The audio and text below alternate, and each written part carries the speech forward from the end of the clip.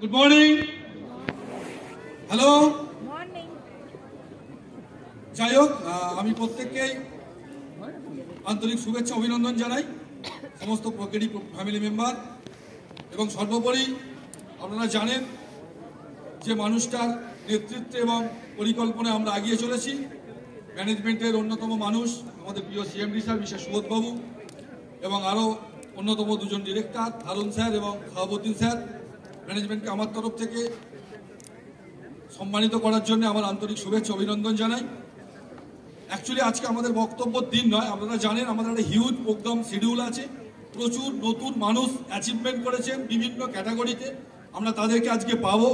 তাদের যে স্বপ্নপূরণ দীর্ঘক্ষণ ধরে আমরা জানতে পারছি, বুঝতে পারছি কিভাবে এখান থেকে প্রচুর মানুষ আজকে 4th ইয়ার জন্মদিন স্যার বলে গেছেন।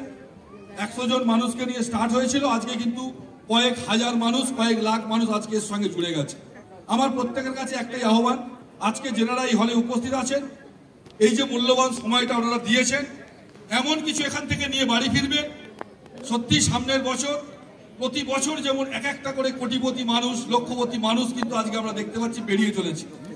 প্রচুর নতুন মানুষ, একটু পরে দেখতে পাবেন অনেক নতুন মানুষ আজকে কিন্তু এখানে অ্যাচিভমেন্ট করে চলে এসেছে। তাই আমি আহ্বান জানাবো, সুন্দরভাবে প্ল্যানটাকে একটা নাটকের মাধ্যমে আমাদের অন্যতম লিডাররা আলোচনা করেছেন, বুঝেছেন প্লে গার্ডেন C1 C2 কোম্পানির প্ল্যান কি, নিজের মতো করে বুঝে নিয়ে ড্রাইভ দেবেন।